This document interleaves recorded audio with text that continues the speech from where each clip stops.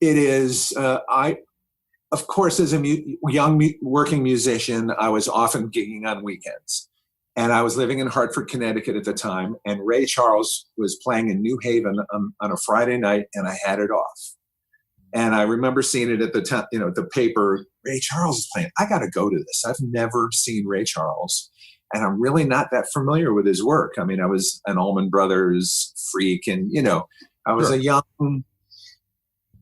guy listening to the music on the radio and all that stuff. I wasn't that familiar with him, but I knew he was an icon, and this was really important for me to go witness. The day of the gig, I get a phone call from a friend of mine who said, Ray Charles's guitar player quit, and our friend Morris Pleasure is going down to fill in on guitar. Now, Morris is one of these, Morris, and he's a genius. He plays bass, he plays keyboards, he's, just plays trumpet. He's, one of those guys. So Morris afterwards did tell me he tried to call me, but maybe he didn't have my number. But anyway, I decided after getting this phone call from this young man saying, Ray Charles's guitar player has left, you should go down and get that gig. So armed with a Rolling Stone magazine that had recently come out with a review of the Rickie Lee Jones record that I played on, that had a little quote saying, the graceful pluck and weave of Jeff Pevar's guitar on the song It Must Be Love, whatever. I figured, all right, this is my resume, and I took the Rolling Stone magazine with me, and I went down early, knowing that bands show up early to sound check and set up. So I get to the theater about, 2 hours before or 3 hours before showtime. I'm just waiting around in the front. And all of a sudden, a bus pulls up and the band starts walking out. And I go up to the first guy and I said, could you introduce me to your band leader? I hear you guys might be looking for a guitar player. And he introduced me to a man named Clifford Solomon. Beautiful man, fantastic guy. And I explained to him that I was interested in the job. He said, well, we got someone tonight, but yeah, man, come on in. Why don't you watch from side stage? We have 2 shows tonight, and because we got to set up and do our sound check and stuff, and I'll talk to you in between shows. So there I am, the side of the stage, watching Ray Charles band with my friend Morris, who I didn't really know that well then, and I could see he's nervous and hands are shaking and the charts fall on the floor, and I could I just felt for him. Now I'm watching the show and I'm thinking to myself, there's all these charts, and I don't sight read. I've never been a sight reader. It just hasn't been my thing. I'm very fast. If I can hear it, I can play it. Sure. Thankfully, the Beatles weren't sight readers either. Right. So, I'm having the angel and the devil moment while I'm watching, and the devil's going, dude, you can't do this gig. You don't sight read. And the angel's going, you're just assuming that the sight reading is just very intensive. You're a great guitar player, Jeff. Why would you quit? Why would you talk yourself out of this gig until you see that you can't do it? Or maybe you can't. I mean, you can read chord charts and you can kind of get through things. So why don't you just chill out? And so the first show ends, and the guy comes, Clifford Solomon comes over and goes, so what do you think? And I said, oh, I'd love to do this gig. So he goes, do you have a tape? I go, no, but I'll be right back. I get in my car. I drive from New Haven, Connecticut to Hartford, which is about 45 miles. Now, in the interim, a very dear man in my life, his name is Doug Cupper. Doug gave me, I did my very first recording sessions with Doug Cupper in Hartford. He had a studio on the bottom floor of his father's advertising business. And Doug not only did all the jingles for the advertising business, but he also had a side business doing session work for other people. And I was brought into that studio, and I had worked there for a number of years. And I had told Doug that I thought that maybe it was important for me to move to Los Angeles to become rich and famous or whatever, to further my career. And Doug had said to me, come into the studio, let's do a demo tape for you. You need to take something with you. So in the interim of, because I'm going back and forth with this timeline here. Anyway, long story short, I ended up moving to Massachusetts to play with an artist named James Montgomery. Didn't move to LA, but Doug used that demo tape for prospective clients who would come into the studio, and everyone who heard the demo tape, oh yeah, I got to record here. This sounds great. So Doug ended up giving me the keys to his studio. I would go in at night after gigs, 3:00 in the morning, working, or if I had nights off, I was constantly in his little 8-track studio creating tapes. Well, when Clifford Solomon asked me if I had a tape, I said, no, but I'll be right back. I got in the car. I drove 45 miles, 90 miles an hour to this studio where I had some mixes of very gospel, bluesy guitar playing. I dubbed off 3 songs on a cassette. I drove 90 miles an hour to get back in time, hopefully, because they were doing their second show. Right. Turn the corner. They're getting on the bus. Clifford, here's my tape. Gave him the tape, got the audition the next day, got the gig. So, you just never know how it's going to happen. But if I listened to the devil, you can't do it. You can't read. When I did the audition, there were chord charts. There was one solo that was written out. And I did say to Clifford Solomon, I said, Clifford, I have to admit to you, my sight reading isn't that great.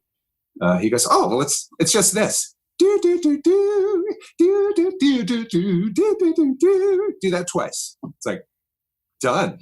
Right. That's the only written out guitar solo in the whole show. And then we went through some charts. And then he said, well, Mr. Charles, it's very important to Mr. Charles that he's a guitar player and knows how to play the blues. So we're just going to have the band, just jam on a couple choruses. And if you could just jam on some blues for us. And well, that for me was a no-brainer. Right, exactly. So anyway, I got the gig, and long story short, thank you for listening to the whole story. Oh, that's great. Well, there's something to be said about believing in yourself, and you do what you need to do to get the gig if you are courageous enough or crazy enough or, whatever. You get the gig with Ray Charles. I mean, one of the questions I think that goes through people's heads, I know it goes through my head. At that point, it's like, do you have an amp in a road case ready to rock? Do you need to get one? Do they have gear? Do you rent gear? What happens at that point? Do you have to get, special clothes? What happens? Well, the clothes thing was pretty funny. They have suits for the band. The guy who was in the band before me was about 300 pounds. So they bring in this suit for me to try on, and he hands me the pants, and I look at him and I go, check this out. And I put both legs in one leg. I need to refit. As far as gear goes, because this was my actual second tour, I did have a road case, and I was asked to bring my own amp. And I think at the time I was an Ovation endorsee, and they had a run of amplifiers called KMD, and I had them supply an amp, which sounded fine for the tour. And I bought a road case for that amp. On the first tour with Rickie, I was actually playing through a jazz chorus, which is not the preferred sound, but there was a lot of clean stuff. Oh yeah, well they sound glorious for that. Yeah, they do sound glorious for that. And I, use pedals and delays and blah, blah, blah. Sure. And a volume pedal, which was huge. Volume pedal and delay is, you got to love it.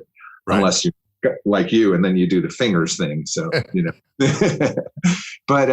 but yeah, and then it was interesting because with Ray Charles's band, this is old school stuff, and no one will ever know what musicians of color had to go through, especially in the 50s and 60s, where there were separate entrances, and, sure. All the stuff, the segregation stuff, which we can't even imagine. So I was told a very low salary, and out of my low salary, I had to pay for hotel rooms.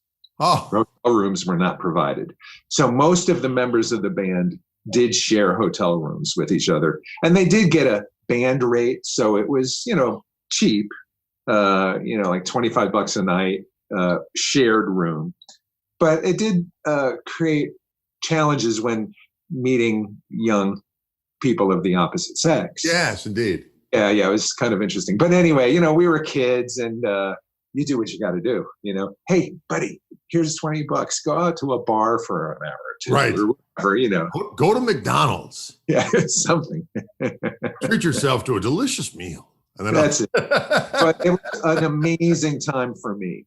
Not only was I on stage with one of the greatest musicians of all time, we were touring in Europe and Japan. We played the big jazz festivals, North Sea Jazz Festival, Montreux. I mean, it was an amazing time. The thing that was probably the most profound for me was I learned early on I could make Ray Charles screech in delight with the right placed guitar note.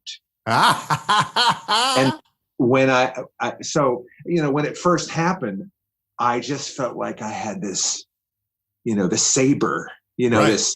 this power, because and every night I was out to get him. So I learned early on, it's not how many notes you play. It's the simple little B.B. King, Albert King kind of thing. And if I placed it just right, he'd go, oh, ow, right. Oh, he'd turn around. You nasty boy. Oh my God. What an epiphany for a young Jewish guitar player to make the master screech in delight. In delight. So it was out with them much, or was there a kind of a wall in between you, the band, and because some people are like that, but was he pretty cool? I was right behind him. Now, the interesting thing is they would not allow microphones on stage other than Ray Charles's mic and the mics in front for the Raylettes. So when we were playing in a 20,000 seat place or whatever, we played in some Roman Colosseums and stuff. Basically, the Ray Charles Orchestra was a big band, and it was designed to play in the shells, the big band acoustic shells.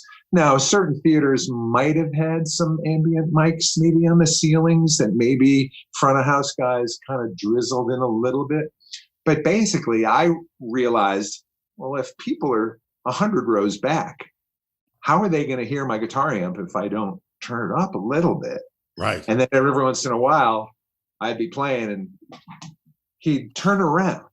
And I didn't know what it was until he would say, turn down that goddamn guitar.